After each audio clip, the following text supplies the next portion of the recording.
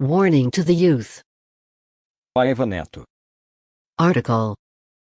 I would like to transcribe below an article of an anonymous author that I presented at the Super Goodwill Radio Network, and which had great repercussion. Drugs. A letter from son to father. Here is a farewell letter from a 19-year-old boy. This is a true case, which occurred in a São Paulo. hospital in Brazil. I think that in this world nobody has tried to describe his own cemetery. I don't know how my father is going to take this, but I need all my strength while there is still time.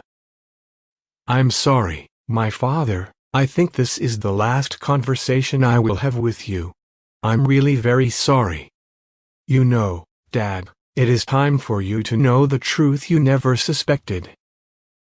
I'll be brief and clear, quite objective. Drugs have killed me. I met my murderer at the age of 15. It's horrible, isn't it, Dad? Do you know how I met such a misfortune? Through an elegantly dressed citizen, really very elegant and smooth-talking, who introduced me to my future murderer. Drugs. I tried to refuse, I really did, but the citizen shook my pride, saying I wasn't a man. I don't have to say anything else, do I, Dad? I entered the world of drugs. At first it was dreamland, then torture, darkness. I couldn't do anything without drugs. Then came the lack of air, fear, hallucinations, and soon afterwards the euphoria of the needle again. I felt I was better than other people, and drugs, my inseparable friend, kept smiling and smiling. You know, Dad, when one begins, one finds everything ridiculous and very funny. I even found God ridiculous. Today in my hospital bed, I recognized that God is more important than anything in the world. And that without His help I wouldn't be writing this letter. Dad, I'm only 19, and I know I don't have the slightest chance of living. It is too late for me, but I have one last request to make you, my father. Show this letter to all young people you know.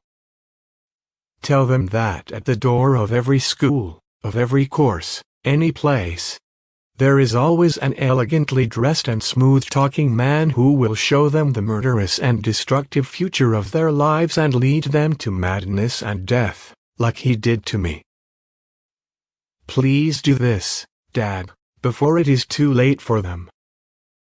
Forgive me, Dad. I have already suffered too much. Forgive me also for making you suffer for my madness. Farewell, my father. Some time after writing this letter, the young man died. This is why we fraternally warn.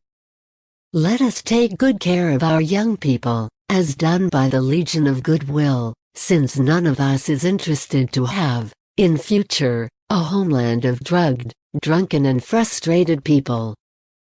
We really desire to have a generation, a civilization of honored, good-aimed and peace, truth and justice-loving men, women, youth and children. This is why the Legion of Goodwill tirelessly works for. Youth is the future. But not a distant future.